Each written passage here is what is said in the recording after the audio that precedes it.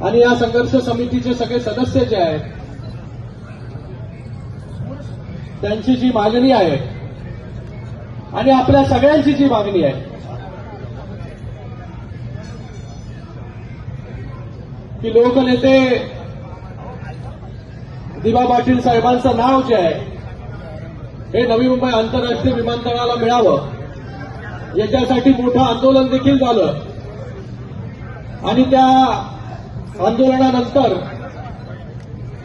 शिंदे साहेब जेव्हा मुख्यमंत्री होते तेव्हा तसा ठराव देखील त्या ठिकाणी पास केला आणि या नवी मुंबई विमानतळाला दिबा पाटलांचं नाव देण्याचे सर्व ठराव जे आहेत हे ऑक्टोबर असेल, नोव्हेंबर असेल, डिसेंबर असेल, हे सर्व ठराव जे आहे आपल्या संघर्ष समितीने या ठिकाणी आरटीआयच्या माध्यमाने काढले.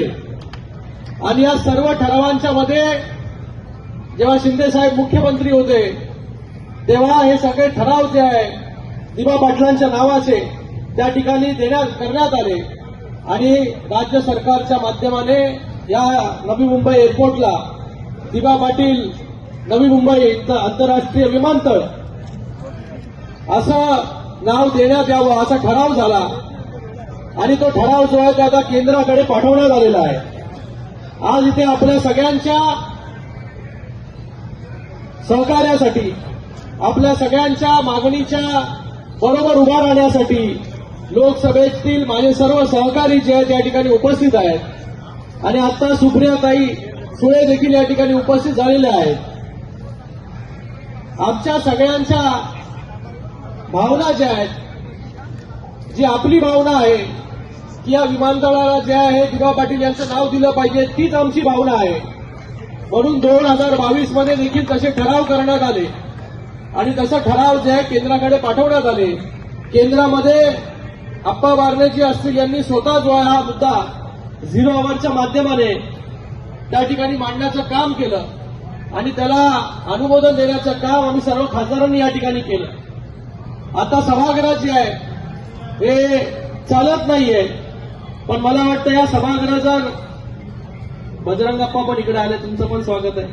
त्याचबरोबर निलेश लंकेजी आहेत, त्याचबरोबर धैर्यशील मोहिते पाटीलजी आहेत, बगरे सर इकडे आहेत, हे सर्व देशमुख साहेब आहेत, सर्व खासदार जे आहे हे या आंदोलनाच्या ठिकाणी उपस्थित झाले. म्हणजे आपल्या सगळ्यांची ताकद किती आहे या मंचावरती उपस्थित लोकांकडून जे खासदार झाले, जे गेले लाखो लोकांचे जे आहे प्रतिनिधित्व करतात, आज सर्वच्या सर्व खासदार या ठिकाणी महाराष्ट्राचे उपस्थित आहेत. तर मी आपल्या सगळ्यांना एवढंच सांगतो की जेव्हा जेव्हा वेळ मिळेल तेव्हा केंद्राकडे जे आहे ते पाठपुरावा करण्याचं काम जे आहे ते आमच्याकडून होईल.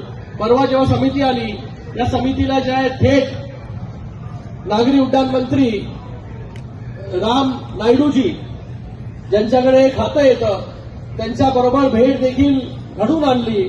तेव्हा बाळामामा देखील त्या ठिकाणी उपस्थित होते. तेव्हा बाळामामा म्हणाले तुम्ही आता इथे म्हणत नाही, म्हणजे पक्षभेद जो आहे हा विसरून आपल्या मागणीसाठी जे आहे आपण सगळ्यांनी एकत्र यावं.